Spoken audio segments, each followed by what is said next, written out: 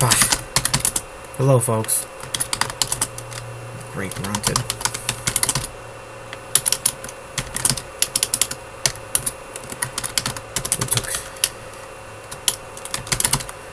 We should just stay.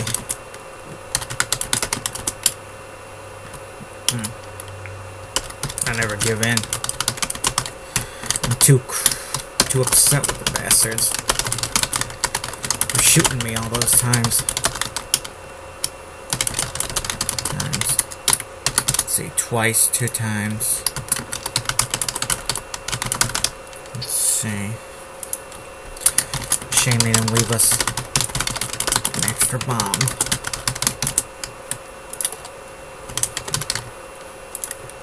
And I muttered.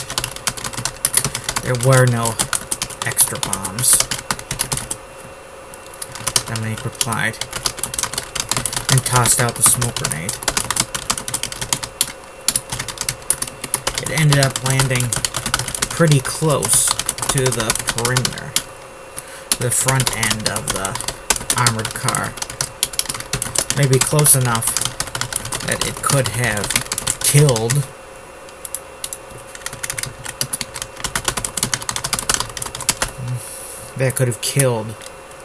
the vehicle. Unfortunately, smoke grenades were not known when their lethality and the explosive charge in them had minimal power. There's enough to activate the chemical ingredients inside to produce smoke. At least that's what I think happens. I'm not an expert on these things. All things are chemical reactions, you know, including life, so.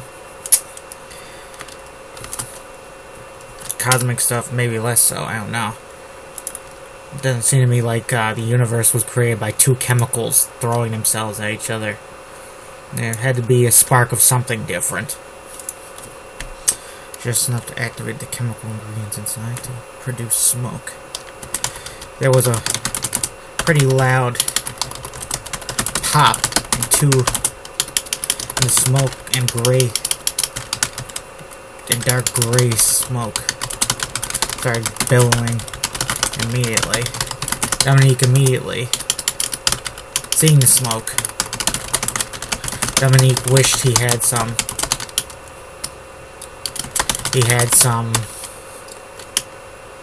It had been some kind of sleeping gas grenade instead.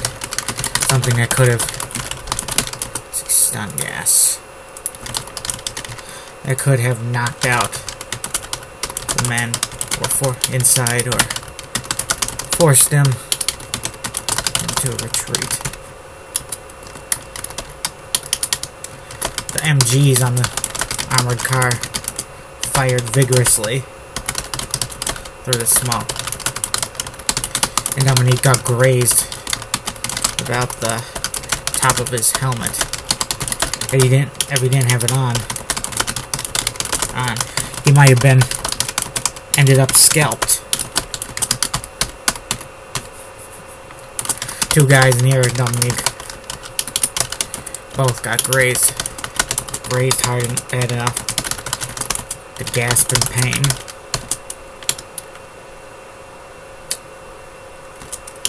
Gray was not hit again. He and Handel were unloading rounds at the 2 Jade about the road. Both of them,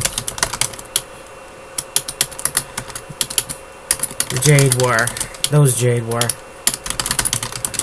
5 meters away. Let's see, 5 meters, is that right?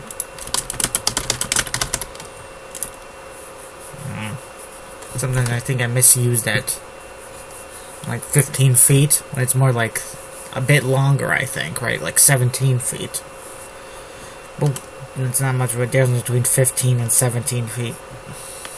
Just in prone on the road, acting like they were at full cover. They squeezed off shots, short bursts. Their AKs. Dominique wondered if maybe they were green guys. Most of the Jade running around. Being pretty competent. Pretend. But maybe they were...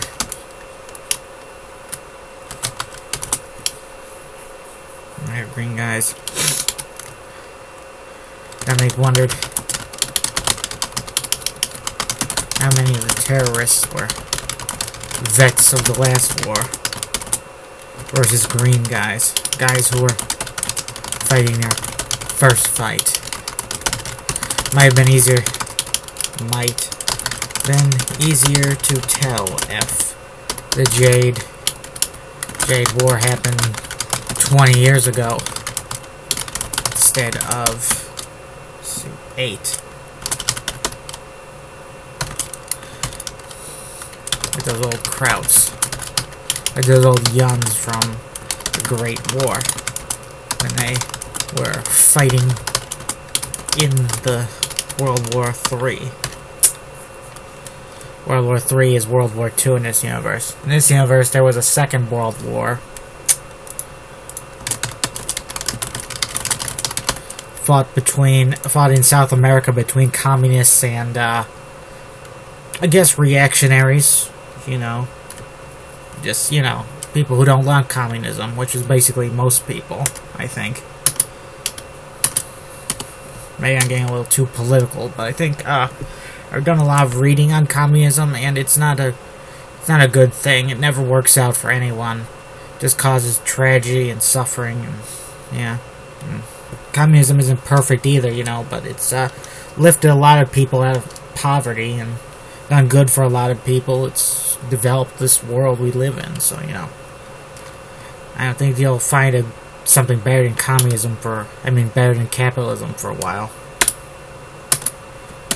Until it gets rendered obsolete by all the robots, you know? Because when robots are doing everybody's job, what are people going to do for work? They already got a novel-writing AI. How come they can build a novel-writing AI, but they can't make a AI editor for me? Let's see. It would never replace a living, breathing editor, I'm sure, but, you know, I could use someone to just go over this, you know, real quick without having to pay $100 per page. Let's see. 2 shots from Gray managed to tear open the face of one of the Jade and seemingly knock one of his ears off. The ear on that side of his face. The right side of the face of one of the Jade. Seemingly knocked the ear off. Knocked the right ear off as well. It looked like an agonizing injury. The Jade soldier. I keep calling him soldier instead of terrorist. It's probably not the right term.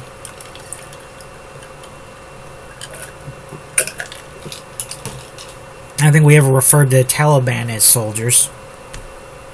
Certainly not the jihadis in Iraq as soldiers, even though many of them were former soldiers, from what I hear. Former Saddam people. Let's see. Yeah, these guerrilla versus conventional army wars, they really never work out for the conventional army, you know? It's like when they fought the Iraqi army in the Gulf War, they destroyed them instantly, but when they had to fight them as guerrillas, it was long, slow, bloody disaster. I think we've seen the end of any wars between conventional forces. It would just be too much carnage, I guess. Of course, there's other reasons to not fight giant wars. It's like an agonizing injury. The Jade soldier kept firing, and he reloaded. He seemed like a man with no sense of pain.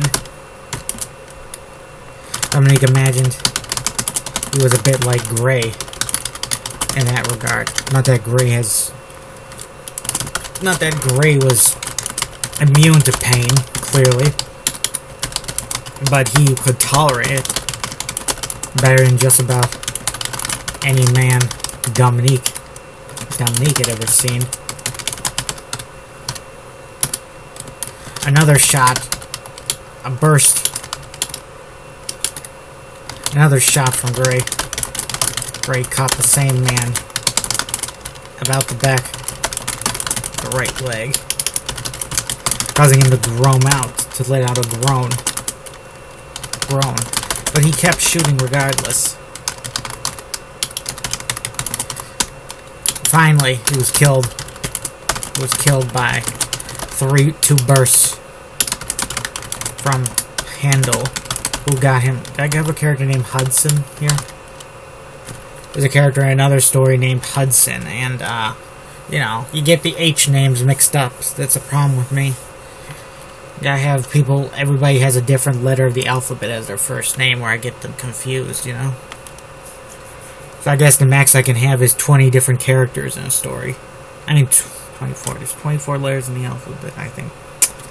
He was killed by two bursts from Handel, who shot him about his chest, about his shoulders.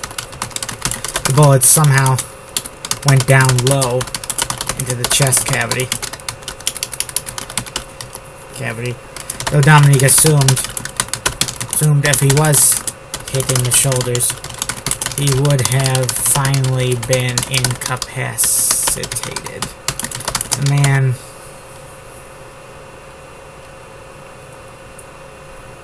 was hit in the shoulders, he would have finally been incapacitated. The man lurched on it, rolled on his back in a final bit of defiance.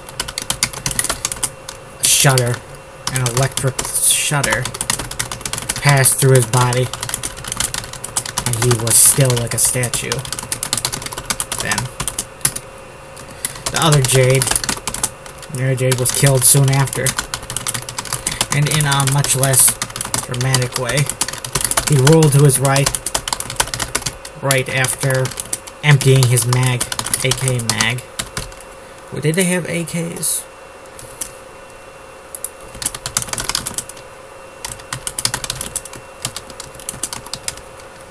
Pretty sure they had AKs.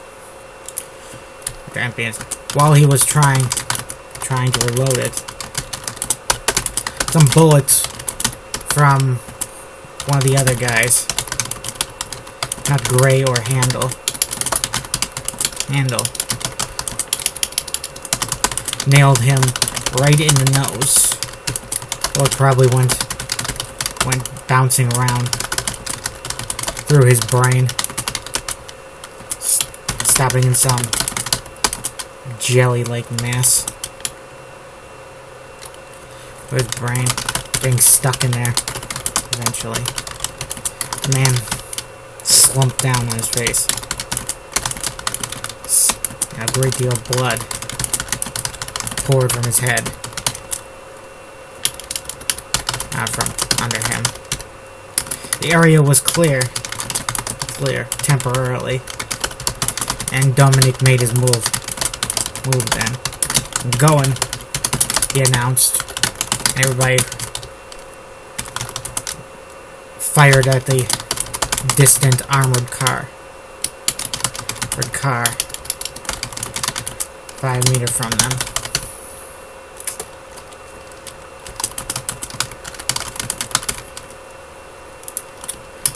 Dominic was spotted by the vehicle, and the MGs turned and blazed away at him.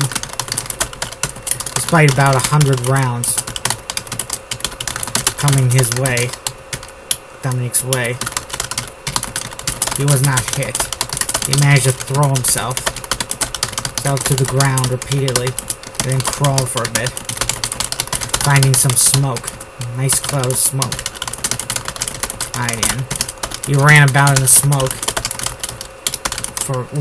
almost instantly losing his sense of directions. He was worried he was going to crash right into the car, or worse, knock into some Jade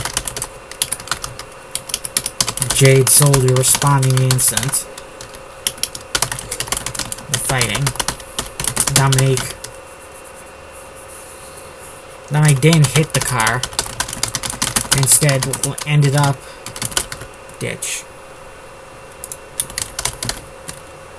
Stumbling into a ditch by the road.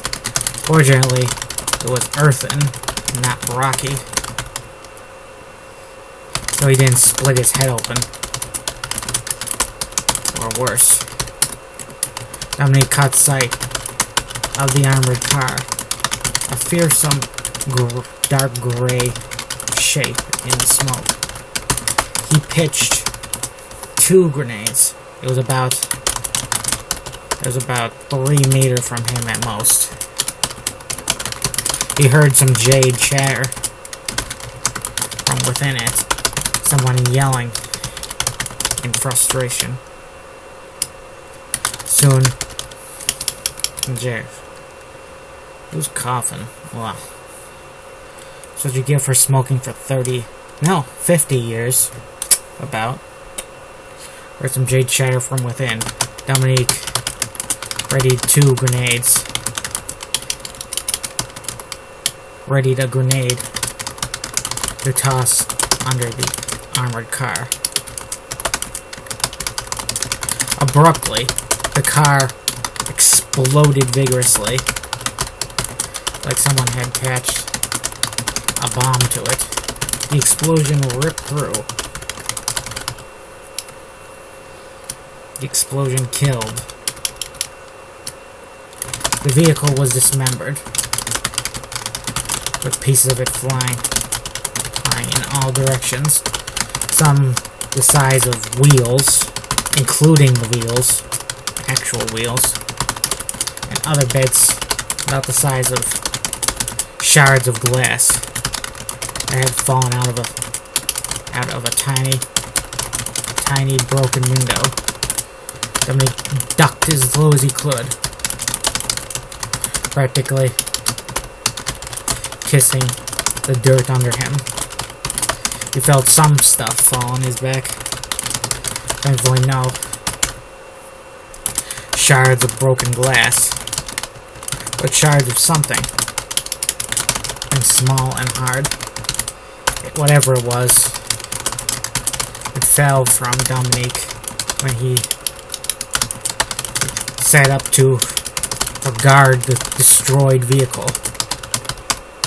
It was a blackening ruin, visible since the explosion. Explosion had scattered the dust, a lot of smoke. Dominique couldn't see the no doubt mangled occupants. He was glad to avoid seeing a couple of corpses after so much carnage, running into so many so far, and creating so many.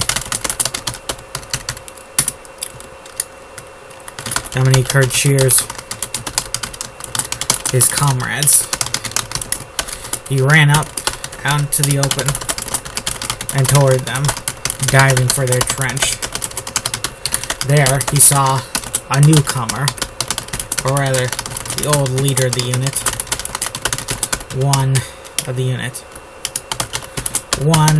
Let's see, add location.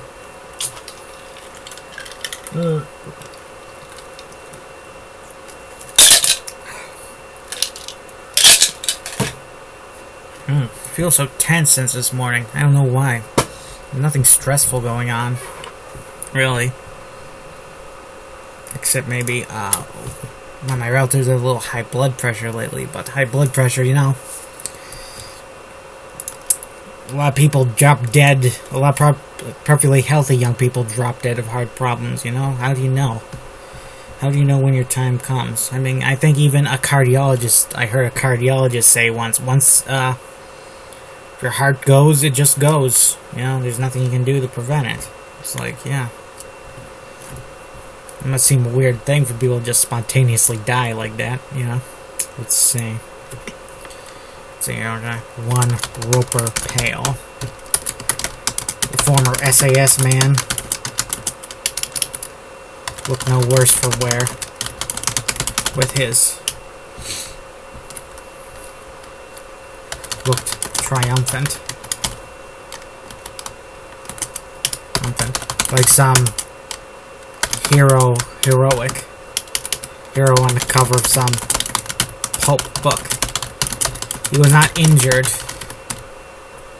but his clothes were a bit blood splattered.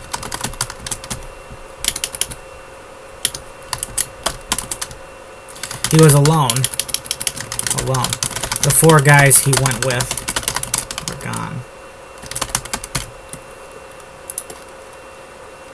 5, 4, check. Roper, you're back. Let me check. Yeah, I took out that. Yeah. I managed to bring back one of the bombs.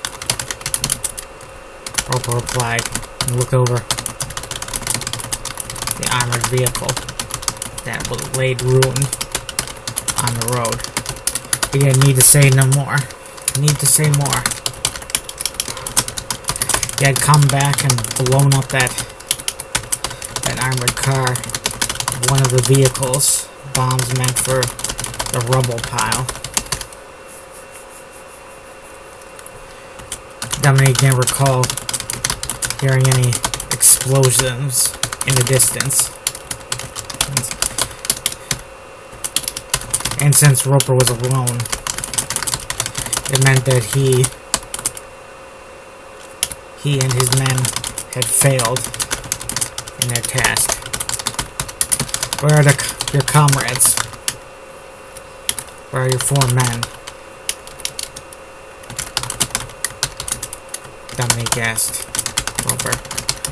Roper's triumphant look sagged into unhappiness in an instant.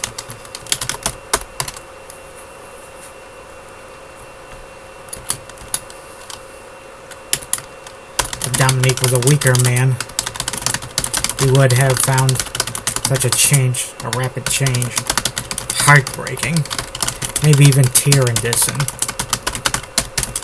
Yeah, don't weep. You gotta save your tears.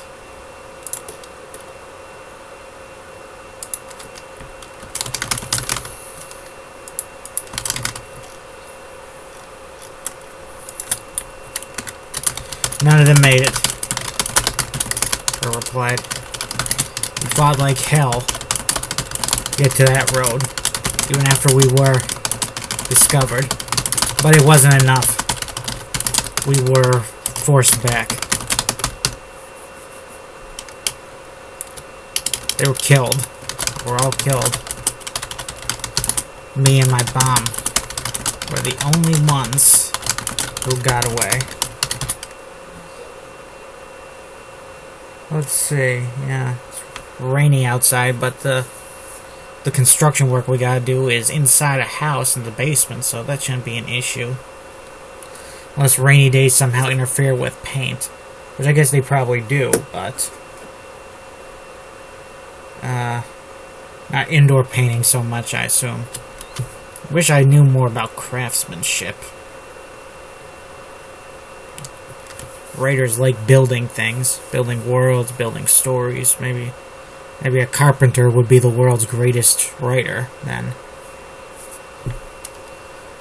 They're always building stuff. Damn it. Me and my bomb were the only ones that got away. And now the bomb was deceased as well. Dominica having fulfilled its purpose. Took out an armored car and 3 occupants, and it's 3 occupants. Very noted. Couldn't ask for a better end. How about liberating a road, clearing a road, and getting us to safety? And laying an army of guys, soldiers come to our aid. One of the other men noted. We gotta get moving. Back to the facility at once. Roper said, immediately taking charge. Gotta get you a uniform, sir.